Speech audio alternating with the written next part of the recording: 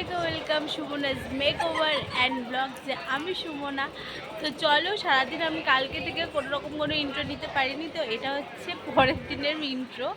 তো তোমরা কিছু মনে করো না, কারণ কালকে সকাল থেকে প্রত্যেকটা টাইম ব্যস্ত ছিলাম। যাই হোক, তো তোমরা দেখতে থাকো সারাদিন আমরা কী কী করলাম না করলাম, পুরো ভিডিওটা তোমরা কন্টিনিউ দেখতে থাকো।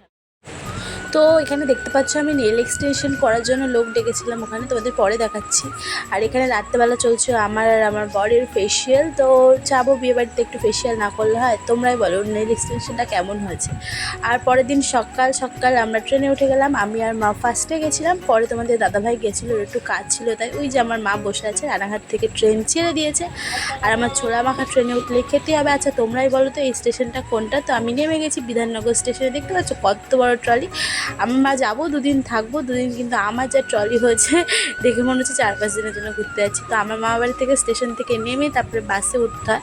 তো বাসে উঠে গেছি, নেমেই বাসটা পেয়ে গেছিলাম, কোনো অসুবিধা হয়নি। আর তোমাদের একটু রাস্তাটা দেখাচ্ছিলাম, মানে আমার না কলকাতার প্রত্যেকটা রাস্তা একই রকম মনে হয়। তোমাদের কার কার মনে হয় বলো তো?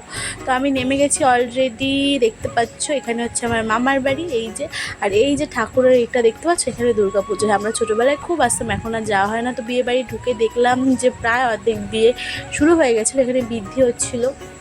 আর এখানটায় হলুদের জন্য দিদিভাইকে রেডি করা হচ্ছিল। আর এখানে আমিও হলুদের জন্য রেডি হয়ে গেছিলাম। তোমরাই বলো কেমন লাগছে। আমি প্রত্যেকটা লুক শ্যুট করতে পারিনি, তোমরাই জানো কতটা ব্যস্ততা, আমার কোনো স্ট্যান্ড নেই, তো আমি নিয়েও যেতে পারিনি। তো এখানে এই যে এখানটায় হচ্ছিলো, তো কোনে অনেক লেট করছিল রেডি হতে। তো ক্যামেরাম্যান দাদা বলছিল তোমরা আগে আগে কটা ফটোশ্যুট করে নাও। আর এই যে ব্রাইড আজকের, এটা হচ্ছে আমার মেজদি, মানে আমার মেজো মামার ছোটো মেয়ে। আর এই যে এখানে আমি ভিডিও শ্যুট করছিলাম, সবাই ভাবছিল আমি হয়তো ফটো নিচ্ছিলাম। আর এখানটায় হচ্ছে জল ভরতে এসেছিলো। আমাদের সব কিছু হওয়ার পর একদম পাশেই পুকুর, আমাদের কোনো অসুবিধাই হয়নি, এখানে আমরা সব জল ভরছিলাম। তো এই যে দেখতে পাচ্ছ ক্যামেরাম্যান দাদাগুলো কেমন উঠে বসেছে। আর এখানে রাত হচ্ছিলো গায়ে হলুদ, একদম এখানে ফটোশ্যুট করা হচ্ছিলো, তোমরা বুঝতেই পারছো। তো ফটোশ্যুট করছিলাম সবাই মিলে। তো এই যে তারপরে দেখতে পাচ্ছ আমি খেয়ে দিয়ে তাড়াতাড়ি করে চলে গেছিলাম। কোথায় চলে গেছিলাম বলো তো? চলে গেছিলাম সাজতে। এই যে সাজের জন্য প্রায় আমি অনেকটাই রেডি। এখানে ব্রাইড দেখতে পাচ্ছিলো রেডি হচ্ছিলো, আমিও এখানে রেডি হচ্ছিলাম। তোমরা বলবে বাবা তুমি মেকআপ আর্টিস্ট, আবার তুমি সাজতে গেছো? তো একদিন খুব ইচ্ছে হলো একটু মেকআপ করি, কারণ এত বিজি শিডিউলের মধ্যে নিজেকে রেডি হওয়া মানে ভীষণ একটা চাপে। তো এখানে আমরা সবাই, আমরা বাড়ির সব কটা বোন রেডি হচ্ছিলাম, শুধু আমার নিজের দিদি হলো শুধু বাইরে থেকে রেডি হয়ে এসেছিলো। আর এই দেখতে পাচ্ছ ব্রাইড কমপ্লিট, ব্রাইডের দিদি তখন রেডি হয়নি, তাই ব্রাইড বসে বসে ওয়েট করছো। তোমরাই বলো আমাকে কেমন লাগছে, কি সুন্দর লাগছিলো না? সেদিনকে সাজানোটা খুব সুন্দর হয়েছিল। আর এইখানে আমরা এসে দেখি বিয়ে অলরেডি শুরু হয়ে গেছে। আমরা অনেক লেটে ঢুকেছি, প্রায় 9:30টার সময় ঢুকেছি, এত দূরে ছিল মেকআপ আর্টিস্টের যে জায়গাটা, বাড়িটা। তো এই যে দেখতে পাচ্ছ এখানে 7 পাকে ঘোরা হচ্ছে। এদের কিন্তু প্রেমের বিয়ে, মানে অনেক দিন প্রেম করার পর তারপরে এরা বিয়ে করছে। তো যাই হোক, অ্যাটলিস্ট পূর্ণ তো পেলো। আর এই যে হচ্ছে আমাদের নতুন জিজু। তো এখানটায় হচ্ছিল 7 পাকে ঘোরা, তোমরা সবাই বুঝতে পারছো 7 পাকে ঘোরা শুরুর দৃশ্য। তো এই জিনিসগুলো সত্যি অন্যরকম, এভাবে বিয়ে হলে হয়তো অন্যরকম। আর এইখানে তোমরাই একটা জিনিস দেখো যে আমাদেরকে কেমন লাগছে। তো আমরা কি বলি সেটা তোমরা একটু শুনে নাও। আমাদেরকে 3 বোনকে কিন্তু একই রকম দেখতে, সেটাই এখানে বলছি। এই যে এটা আমার বাড়ির ছোটি बहन, छोटी बहन, সেই बहन, छोटी से छोटी बहन, ওই যে रोगा बहन, हाँ रोगा बहन बोला था, रोगा बहन। আমাদের তিনজনের মুখে কিন্তু সিরিয়াস এক লাগছে, একটু আলাদা আছে। আমাকে একটু সরু লাগে, সরু, সেটাই বললাম, তুই তো সরু। বন্ধ করে দিই। হ্যাঁ হ্যাঁ। তো এখানটায় বিয়ে চলছিল, আমি পেছনে বসেছিলাম বলে। আর প্রচণ্ড প্রচণ্ড প্রচণ্ড গরম লাগছিলো। যা মেকআপ করেছিলাম মোটামুটি সব আমার ধুয়ে মুছে একাকার হয়ে গেছিলো। এখানটায় হচ্ছে দেখতে পাচ্ছ খই ফেলা হচ্ছিলো। এত আগুনের তাপ ছিল যে ওরাও সহ্য করতে পারছিল না। আমার দিদি এতটাই খুশি ছিল, বুঝতেই পারছো ওর মুখের হাসিটা দেখেছে ও ঠিক কতটা হ্যাপি। আর এইখানটায় হচ্ছিলো সিঁদুর দান। তো যাই হোক, ভালোবাসাটা পূর্ণতা পেলো, এটাই অনেক। আমি দেখতে পাচ্ছ পিছনে দাঁড়িয়ে রয়েছি, ক্যামেরাম্যানরা বলছিল একদম ধরবে না, তাই আমরা বসে পড়লাম।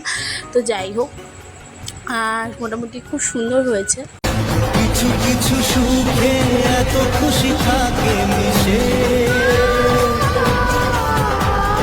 ধরা দেয় অচেনা কাছে সে ভালোবেসে।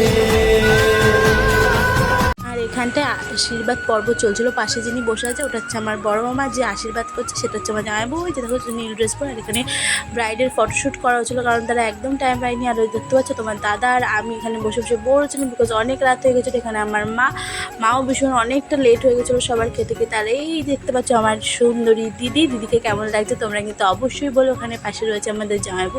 আমরা প্রায় 1:45টার দিকে খেতে বসেছিলাম, অনেকটাই রাত হয়ে গেছিলো। একটা কি প্রায় 1:45 বেজে গেছিলো, তখন আমরা খেতে বসেছিলাম পেছনে। আর এখানটায় একটু নাচানাচি হবে বলে সবাই রেডি হচ্ছিলো, তো সবাই এখানে চেঞ্জ করছিল। দেখতে পাচ্ছ ব্রাইড আর ওই যে দেখতে পাচ্ছ গ্রুম ওখানে বসে রয়েছে। আর আমার অবস্থা দেখতে পাচ্ছ কতটা রাত হয়ে গেছে। আমার আর ভালোই লাগছিলো না, এগুলো পরে থাকতে খুব বিরক্ত লাগছিলো। তো ওরা কিছুতেই শুতে যেতে দিচ্ছিলো না বলে আমরা ভাবলাম যে ঠিক আছে একটু নাচানাচি করবো, যাই হোক একটু বাসর রাত তো জাগা হবে। সবাই এতটাই টায়ার্ড ছিল। আর এখানে একটু নাচানাচি হচ্ছিলো সব জিজুরা মিলে, দেখতে পাচ্ছ। তো দেখো এখানটা তোমরা দেখলেই বুঝতে পারবে যে এখানটায় আমাদের জিজু একটা খুব সুন্দর নাচ করে দেখিয়েছে। নীল জামা পরা যে জিজুটা, ওটা হচ্ছে আমার বড়দি ভাইয়ের বর, মানে হাজব্যান্ড। এখানটা বড়দি ভাইয়ের বর কিন্তু ওটা খুব সুন্দর ডান্স করেছে, তোমরা বুঝতেই পারছো খুব সুন্দর ডান্স করেছে না। এই গানটায় বড়দি ভাই খুব সুন্দর, মানে জিজু খুব সুন্দর নাচ করে, সেটাই আমাদেরকে দেখাচ্ছিলো। খুব সুন্দর হয়েছিল ডান্সটা। তো যাই হোক, অ্যাটলিস্ট আমাদের বাসর রাতটা এভাবেই হয়েছিল। আমরা সেরকমভাবে জাগতে পারিনি, বিকজ সবাই সারাদিন প্রচুর পরিমাণে টায়ার্ড ছিল। তাও আমাদের শুতে মোটামুটি কি বলবো প্রায় 2:45 বেজে গেছিলো। আর এখানটায় সকালবেলা হচ্ছিল বড়দের খাওয়া দাওয়া, নতুন ভিডিওটা দেখে নিলে তোমরা। তো চলো ভিডিওটা আজকে এই পর্যন্তই। সবাই ভালো থেকো, সুস্থ থেকো এবং সবাইকে ভালো রেখো। আমার পরবর্তী ভিডিওর জন্য তোমরা অবশ্যই অপেক্ষা করো। আমি চেষ্টা করব নতুন কিছু দেওয়ার। আর এই যে হচ্ছে দেখতে পাচ্ছ আমার দিদি, আর এই যে আমার পুচকু বর। তো সবাই মিলে এখানে আজকে রেস্ট নিচ্ছে। আজকে পুরো ফ্রি, আজকে কোনো ঝামেলা নেই। যখন এখনও মেয়ে যায়নি, মেয়ে যাওয়ার দেরি আছে।